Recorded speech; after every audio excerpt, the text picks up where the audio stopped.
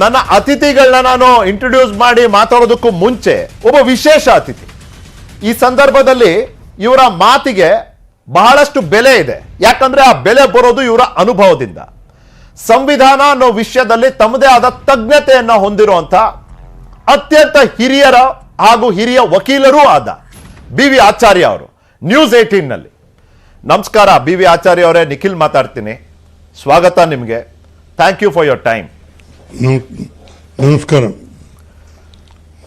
BV Acharya ಅವರೇ, ಇವತ್ತಿನ ಈ ಭಿನ್ನ ತೀರ್ಪು ಇದನ್ನ ನೀವು ಹೇಗೆ ಅರ್ಥೈಸ್ಕೊಂಡಿದ್ದೀರಿ?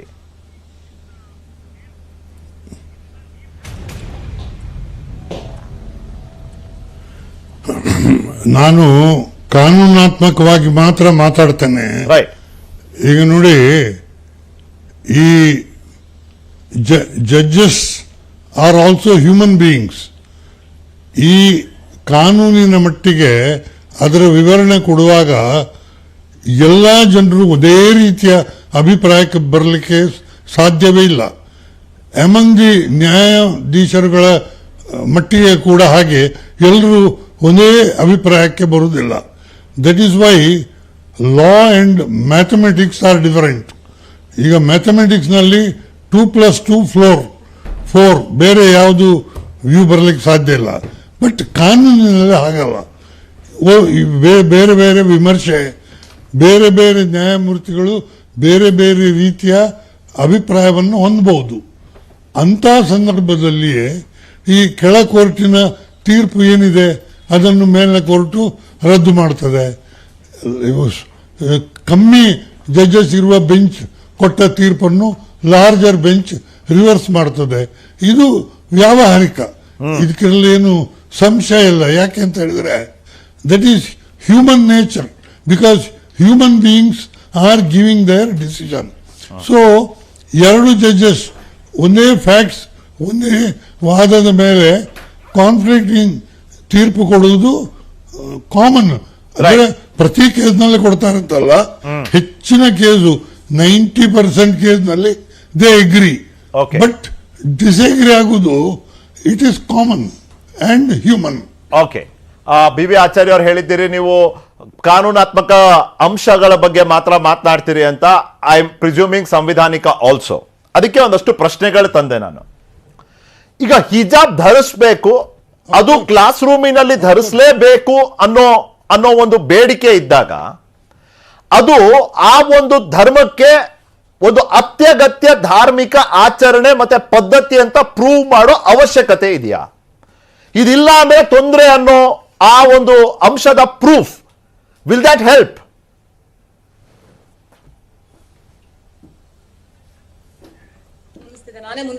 ನೋಡಿ, ನನ್ನ ಅಭಿಪ್ರಾಯ ಪ್ರಕಾರ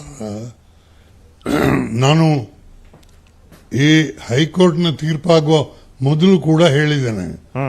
ಈಗ ಒಂದು ಶಾಲೆಯಲ್ಲಿ ಯೂನಿಫಾರ್ಮ್ ರೂಲ್ ಮಾಡಿ ಅದನ್ನು ಪ್ರಿಸ್ಕ್ರೈಬ್ ಮಾಡಿ ಹಿಜಾಬ್ ಅನ್ನು ಧರಿಸುವುದನ್ನು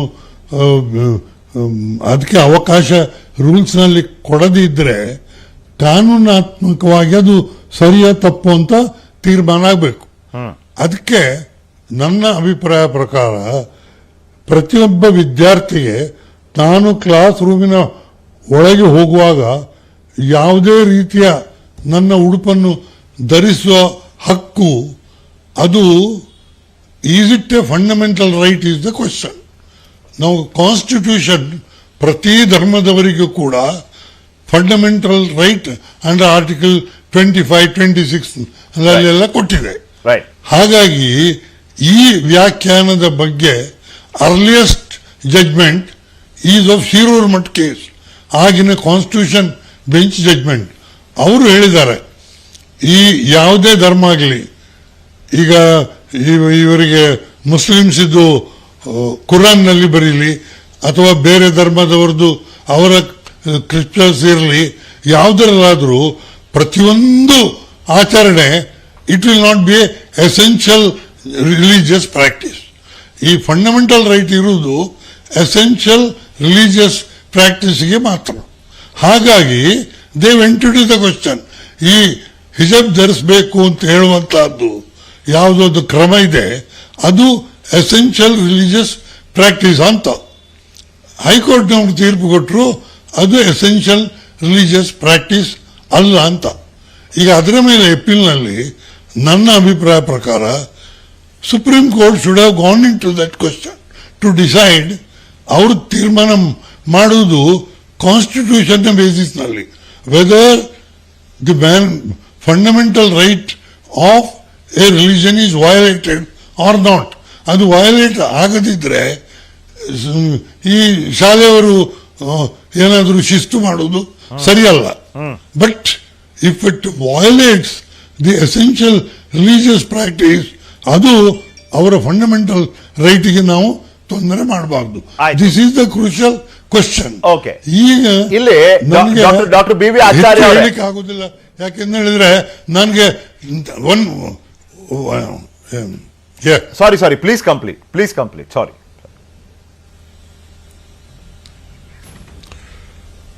ನಾಳೆ ನಾನು ಜಡ್ಜ್ಮೆಂಟ್ನ ತೀರ್ಪು ಇನ್ನೂ ಓದಲಿಲ್ಲ, ನಮಗೆ ಸಿಕ್ಕಲಿಲ್ಲ.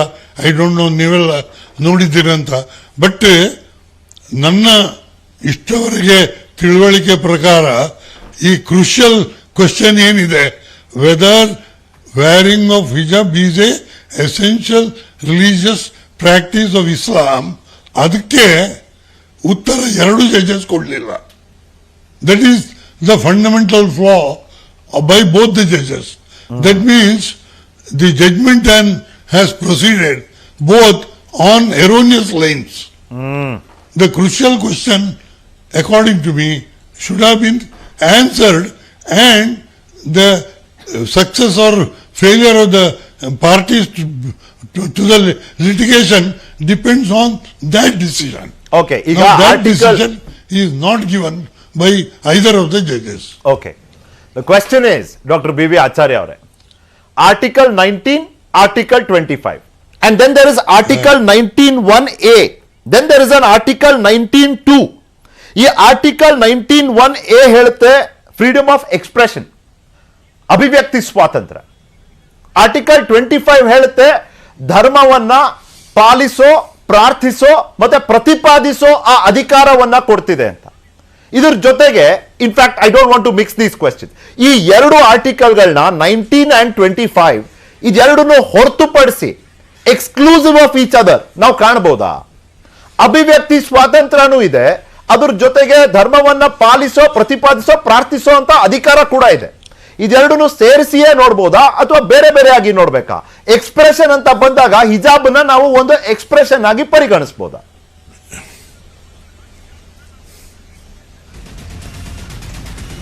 ಈಗ ನೋಡಿ, ಈ ಫಂಡಮೆಂಟಲ್ ರೈಟ್ಸ್, ಅನೇಕ ಫಂಡಮೆಂಟಲ್ ರೈಟ್ಸ್ ಇದೆ. ನೀವು ಹೇಳಿದಾಗೆ ಆರ್ಟಿಕಲ್ 25, 19 ಎಲ್ಲ. ಈಗ ಇಂಥ ರೈಟ್ಸ್ನಲ್ಲಿ ಒಂದು ಕಾನ್ಫ್ಲಿಕ್ಟಿಂಗ್ ವ್ಯೂಸ್ ಬರುವಾಗ ಒಂದು ಪರ್ಟಿಕ್ಯುಲರ್ ಫ್ಯಾಕ್ಟ್ಸಿಗೆ ಯಾವ ಫಂಡಮೆಂಟಲ್ ರೈಟ್ ಕ್ಲಾಸ್ ಅನ್ನು ಅಪ್ಲೈ ಮಾಡಬೇಕು, ಹೇಗೆ ಮಾಡಬೇಕು, ಆದಷ್ಟು ಮಟ್ಟಿಗೆ ಈ ಕೋರ್ಟಿನ ಒಂದು ರೆಸ್ಪಾನ್ಸಿಬಿಲಿಟಿ ಏನು, ಪ್ರತಿಯೊಂದು ಆರ್ಟಿಕಲ್ ಕೊಟ್ಟ ಫ್ರೀಡಮ್ ಅನ್ನು ಕೂಡ ಅಪೋಲ್ಡ್ ಮಾಡಬೇಕು. ಅದರಲ್ಲಿ ಕಾನ್ಫ್ಲಿಕ್ಟ್ ಇದ್ರೆ ಅದನ್ನು ಹಾರ್ಮೋನಿಯಸ್ಲಿ ಹೇಗೆ ಇಂಟರ್ಪ್ರೆಟ್ ಮಾಡಿ ತೀರ್ಮಾನ ಕೊಡಬೇಕು ಅಂತ ಹೇಳುವುದು ಕೋರ್ಟ್ನವರ ಡ್ಯೂಟಿ. ಸೊ ಈ ಇದರಲ್ಲಿ ಕೂಡ ನಾವು ಈಗ ಯಾವುದೇ ಒಂದು ರೀತಿಯ ವಾದ ಮಾಡಿದರೂ ಕೂಡ it is of no use, because that very question of interpreting the different articles is before a larger bench, either of 3 judges or 5 judges. Okay. They will have to decide it after hearing the matter for a long time. ಈಗ ಅವರು 10 ದಿವಸ ಎಷ್ಟೋ lawyers ಆರು ಮಾಡಿ judgment ಕೊಟ್ಟಿದ್ದಾರೆ. ಈಗ ನಾವು ಅದನ್ನು ಒಂದು 10-15 ನಿಮಿಷದಲ್ಲಿ ಚರ್ಚೆ ಮಾಡಲಿಕ್ಕೂ ಆಗುವುದಿಲ್ಲ. ನಮ್ಮ ತೀರ್ಮಾನಕ್ಕೆ ಹೆಚ್ಚಿನ ಬೆಲೆಯೂ ಇಲ್ಲ, ಯಾಕೆಂದ್ರೆ ಸುಪ್ರೀಂ ಕೋರ್ಟ್ ತೀರ್ಮಾನ ಮಾಡಬೇಕು. ಓಕೆ, ಈಗ article 19(2), no fundamental right is absolute. Doctor BV Acharya ಅವರು ನನ್ಕಿನ್ನ ಚೆನ್ನಾಗಿ ಈ ವಿಷಯನ ನೀವು ನನ್ನ ವೀಕ್ಷಕರಿಗೆ ತಿಳಿಸಿ ಹೇಳ್ಬೋದು ಅಂತ ನಾನು ಭಾವಿಸ್ತೀನಿ. ಯಾವುದೇ ಒಂದು ಮೂಲಭೂತ ಹಕ್ಕು ಅಂತ ಸಂವಿಧಾನ ಏನ್ ಕೊಡುತ್ತೆ ಅದು ಸಂಪೂರ್ಣ ರೀತಿಯಲ್ಲಿ ನಾವು ಪಡ್ಕೊಂಡ್ಬಿಡ್ತೀವಿ, ಮತ್ತೆ ಒಂದು ರೀತಿಯಲ್ಲಿ ಪ್ರಶ್ನಾರಹಿತ ರೀತಿಯಲ್ಲಿ ನಾವು ಪಡ್ಕೊಂಡ್ ಬಿಡ್ತೀವಿ ಅಂದ್ರೆ ದಟ್ಸ್ ನಾಟ್ ಪಾಸಿಬಲ್. ಇದಕ್ಕೆ ಒಂದು ರೀಸನಬಲ್ ರಿಸ್ಟ್ರಿಕ್ಷನ್ ಇರ್ತದೆ. 19(2) speaks of that reasonable restriction. ಈ ಎರಡು ಭಾಗಗಳ ಬಗ್ಗೆ ಡಾಕ್ಟರ್ BV ಆಚಾರ್ಯ ಪ್ಲೀಸ್.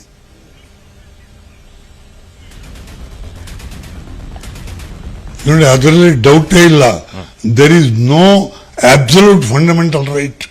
ಯಾವ ಫಂಡಮೆಂಟಲ್ ರೈಟ್ ಇದ್ರೂ ಅದಕ್ಕೆ ರೀಸನೇಬಲ್ ರಿಸ್ಟ್ರಿಕ್ಷನ್ ಹಾಕುವ ಅಧಿಕಾರ ಸರ್ಕಾರಕ್ಕಿದೆ. Even regarding the dress or power of expression, ಯಾವ ಫ್ರೀಡಮಿಗೆ ಕೂಡ ಇಟ್ ಕ್ಯಾನ್ ಬಿ ರಿಸ್ಟ್ರಿಕ್ಟೆಡ್. ಮತ್ತೆ ಅದೇ ರೀತಿಯಲ್ಲಿ ನಮ್ಮ ಧಾರ್ಮಿಕ ಫಂಡಮೆಂಟಲ್ ರೈಟ್ ಪ್ರತಿ ಧರ್ಮಕ್ಕೆ ಏನಿದೆ ಅದನ್ನು ಕೂಡ ನಾನು ಹೇಳಿದಾಗೆ ಶಿರೂರ್ ಮಠ್ ಕೇಸ್ನಲ್ಲಿ ತೀರ್ಮಾನ ಮಾಡಿದ್ದಾರೆ. ಈ ಪ್ರತಿ ರೈಟ್ ಯಾವುದು ಅವ ಕೇಳ್ತಾನೆ, is it a fundamental right or not ಅಂತ ತೀರ್ಮಾನ ಮಾಡಬೇಕಾದ್ರೆ court must go it to the question, is it a essential religious practice. If it is a essential religious practice, ಈಗ ಕುರಾನ್ನಲ್ಲಿ ಒಂದು 100ಕ್ಕಿಂತ ಮೇಲ್ಪಟ್ಟ ಡೈರೆಕ್ಷನ್ಸ್ ಇರ್ಬೋದು, ನೀವು ಹೀಗೆ ಮಾಡಬೇಕು, ಹೀಗೆ ಮಾಡಬೇಕು, ಹೀಗೆ ಮಾಡಬಾರ್ದು ಅಂತ. ಅದು ಪ್ರತಿಯೊಂದು ಕೂಡ ಎಸೆನ್ಷಿಯಲ್ ರಿಲಿಜಿಯಸ್ ಪ್ರಾಕ್ಟೀಸ್ ಆಗುವುದಿಲ್ಲ. So if it is a essential religious practice, ಅದನ್ನು ಡಿಸ್ಟ್ರಾಯ್ ಮಾಡಿ ಅವರ ಹಕ್ಕನ್ನು ತೆಗಿಬಾರದು. ಬಟ್ ಈಗ ಹಜೀಬ್ ಧಾರಣೆ, if it is not a essential religious practice, then they have no fundamental right. And therefore the High Court judgment is correct. Okay, I have two questions. Reverse ಮಾಡುವ ಹಕ್ಕು ಸುಪ್ರೀಂ ಕೋರ್ಟ್ಗೆ ಇದೆ. Okay, I have two questions. Dr. Acharya, ನೋಡಿ, if it is an essential religious practice, ಅತ್ಯಗತ್ಯ ಧಾರ್ಮಿಕ ಆಚರಣೆ ಮತ್ತು ಪಾಲನೆ ಅನ್ನೋದು ನಿಜ ಆದ್ರೆ ಅದರ ಪಾಲನೆ ಆಗದಿದ್ದಲ್ಲಿ ಶಿಕ್ಷೆ ಆಗ್ಬೇಕಲ್ಲ? There is no such punishment. There are my Muslim sisters who wear the hijab and then there are those who don't. ಅದು ಮ್ಯಾಟರ್ ಆಫ್ ಚಾಯ್ಸ್ ಆಯ್ತು. ಆಯ್ಕೆ ಇದ್ದಾಗ ಅತ್ಯಗತ್ಯ ಅಂತ ನಾವು ಹೇಗೆ ಹೇಳೋದು? ಅದು ಒಂದು ಭಾಗ. ರೀಸನಬಲ್ ರಿಸ್ಟ್ರಿಕ್ಷನ್ ಇರುವಂತಹ ಸಂದರ್ಭದಲ್ಲೇನೆ ಕ್ಯಾನ್ ದೇರ್ ಬಿ, ಈ ಜಾತ್ಯತೀತ ವ್ಯವಸ್ಥೆ ಬಹುತ್ವದ ಈ ದೇಶದಲ್ಲಿ ರೀಸನಬಲ್ ರಿಸ್ಟ್ರಿಕ್ಷನ್ ಜೊತೆ ರೀಸನಬಲ್ ಅಕಾಮಡೇಷನ್ ಕೂಡ ಇರ್ಬೋದಾ? ನಾವು ಬರೀ ಹಿಜಾಬ್ ಅನ್ನ ಮಾತ್ರ ಬಿಡ್ಬೋದಾ? ಅದು ಒಂದು ಪ್ರಶ್ನೆ ಆಗ್ತದೆ. Please doctor Acharya.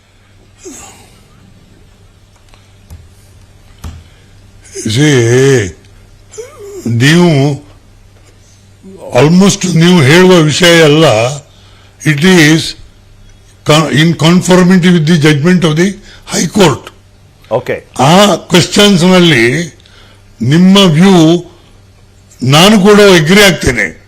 ಬಟ್ ನನ್ನ ಅಭಿಪ್ರಾಯ ಆಗಲಿ ನಿಮ್ಮ ಅಭಿಪ್ರಾಯ ಆಗಲಿ, ಇದು ಹೈಕೋರ್ಟ್ ತೀರ್ಮಾನಕ್ಕೆ ಸಪೋರ್ಟಿವ್ ಆಗಿದೆ. But there is also contra view argued by others. Question is, larger bench will have to decide which is correct. ನಾನು ನಿಮ್ಮ ಅಭಿಪ್ರಾಯವನ್ನು ಖಂಡಿತ ಒಪ್ತೇನೆ personally. But I also agree that another point of view also is possible in law. Agreed. As I said in the beginning, mathematics ನಲ್ಲಿ two views ಇರ್ಲಿಕ್ಕೆ ಆಗೋದಿಲ್ಲ. But in a matter of law, there could be two views. Correct. Therefore, though the view which you have expressed is more acceptable, we must also agree that a contra view is also possible. Doctor Acharya, sorry but ನಾನು views express ಮಾಡೋದೇ ಇಲ್ಲ. I ask you questions. But that's fine. I mean, whatever you say, I respect your seniority. ನಾನು ಅದಕ್ಕೆ ಕೇಳಿದೆ, there is a reasonable restriction. Can there be a reasonable accommodation? ನಾವು restrict ಮಾಡ್ಲಿಕ್ಕೆ reasonable ಅನ್ನೋ ಒಂದು ವ್ಯಾಖ್ಯಾನ ಮಾಡಿದ್ದೀವಿ, ಸೀಮಿತವಾದಂತ ಒಂದು ನಿರ್ಬಂಧ.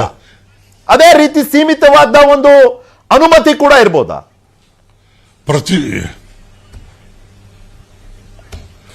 ಪ್ರತಿಯೊಂದಕ್ಕೆ ಕೂಡ ರೀಸನೇಬಲ್ನೆಸ್ ಇರಲೇಬೇಕು. If it is not reasonable, it is against law. Even constitutional provision or any provision you make, Supreme Court repeatedly ಹೇಳಿದೆ, such a law must be just, fair and reasonable. Right. ಅದು crux of the matter. Right. ಯಾವೇ ವಿಷಯದಲ್ಲಿ ಆಗಲಿ Right. ನೀವೊಂದು fundamental right claim ಮಾಡೋದಿದ್ರು ಕೂಡ it must be just fair and reasonable. Okay. Dr. Acharya, my last 1 or 2 questions. Privacy and dignity. Article 21 of the Constitution. ಹೇಳುತ್ತೆ ಖಾಸಗಿತನ ಮತ್ತೆ ಘನತೆ ಇದು ಎರಡನ್ನೂ ಉಳಿಸ್ಕೊಳ್ಳೋದು ನನ್ನ ಅಧಿಕಾರ. But privacy in a public place ಇದನ್ನ ನಾವು ಹೇಗೆ ಡಿಫೈನ್ ಮಾಡ್ತೀವಿ? ಡಿಗ್ನಿಟಿ ಐ ಕ್ಯಾನ್ ಅಂಡರ್ಸ್ಟ್ಯಾಂಡ್, ಘನತೆ ಅನ್ನೋದನ್ನ ನಾನು ಅರ್ಥ ಮಾಡ್ಕೋಬಹುದು. ಬಟ್ ನನಗೆ ನನ್ನ ವೀಕ್ಷಕರಿಗೆ ತಿಳಿಸಿ ಹೇಳಿ, ಖಾಸಗಿತನ ಅನ್ನೋದರ ಒಂದು ಗೆರೆ ಎಲ್ಲಿ ನಾವು ಎಳಿತೀವಿ, especially in a public place?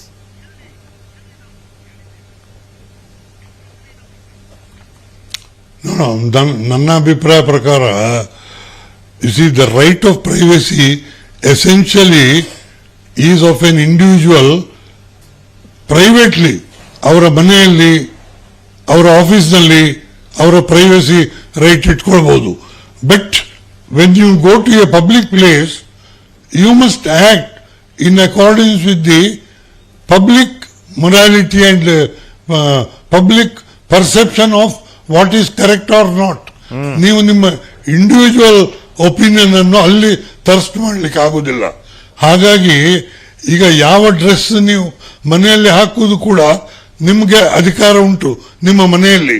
But when you come to a public place, the public place itself has a right to insist that you shall come in a dignified dress. That is the point. ಈಗ ಕೆಲವು ಕ್ಲಬ್ಗಳಲ್ಲಿ restriction ಇದೆ, ಯಾವ ರೀತಿಯ dress ನೀವು ಹಾಕಬೇಕು ಅಂತ. ಈಗ ಒಂದು ಕನ್ವೊಕೇಶನ್ ಆಗ್ತದೆ, ಯೂನಿವರ್ಸಿಟಿ ಕನ್ವೊಕೇಶನ್ ಆಗುವಾಗ you must come in a particular dress. ಅಲ್ಲಿ ನೀವು ನನ್ನ ಪ್ರೈವೇಟ್ ರೈಟ್ ಆಫ್ ಪ್ರೈವಸಿ ಹೋಯಿತು, ನಾನು ಕನ್ವೊಕೇಶನ್ಗೆ ನನಗೆ ಖುಷಿ ಬಂದ ಡ್ರೆಸ್ನಲ್ಲಿ ಬರ್ತೇನೆ, ಅಥವಾ ನಾನು ನನ್ನ ಶರ್ಟ್ ಹಾಕಿಕೊಂಡೇ ಬರುವುದಿಲ್ಲ, ಬಿಕಾಸ್ ನನ್ನ ಧರ್ಮ ಪ್ರಕಾರ ನಾವು ಶರ್ಟ್ ಹಾಕಬಾರ್ದು. ಈಗ ವೈದಿಕರೆಲ್ಲ ವಿದೌಟ್ ವೇರಿಂಗ್ ಎ ಶರ್ಟ್ ಬರ್ತಾರೆ.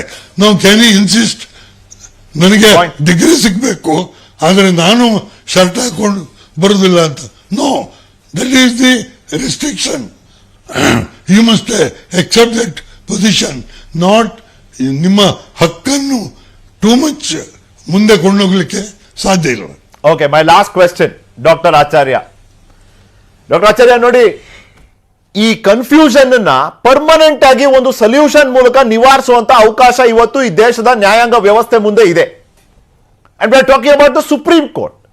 ಅಂತಿಮ ತೀರ್ಪು 3 ಜಡ್ಜ್ ಬೆಂಚ್, ಕಾನ್ಸ್ಟಿಟ್ಯೂಷನ್ ಬೆಂಚ್, ಇದು ಸಂವಿಧಾನ ಬೆಂಚ್ ಮುಂದೆ ಬಂದ್ರೆ ಅರ್ಥಪೂರ್ಣವಾದಂತ ಪ್ರಕ್ರಿಯೆ ಅಂತ್ಯಗೊಳ್ಳುತ್ತಲ್ಲ ಅನ್ನೋ ನಿರೀಕ್ಷೆ, ಪ್ರಶ್ನೆ ನಮ್ಮಂತ ಜನರಲ್ಲಿದೆ. What is your view on this, doctor ಆಚಾರ್ಯ?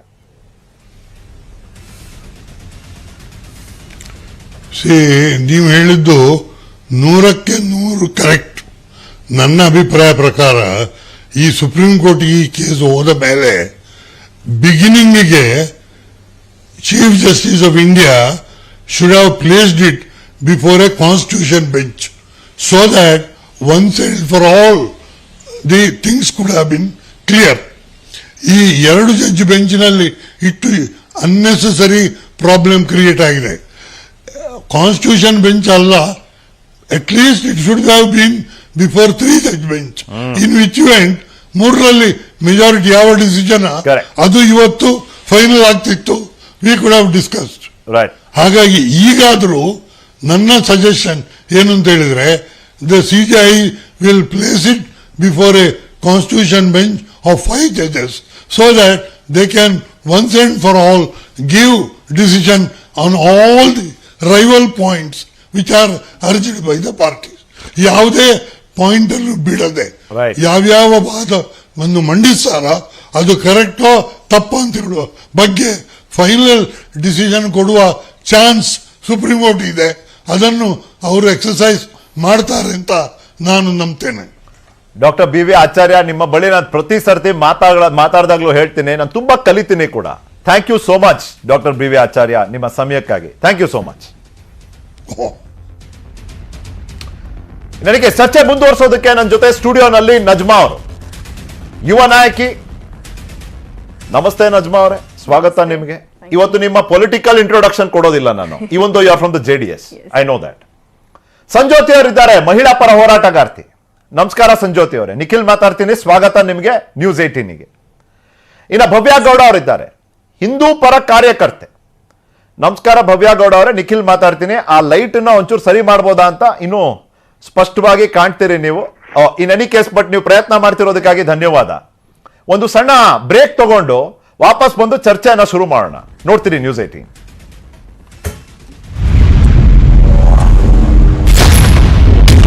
ನನ್ನ ಪ್ರಶ್ನೆಯಿಂದ ತಪ್ಪಿಸ್ಕೊಳ್ಳೋದು ಸುಲಭ ಅಲ್ಲ.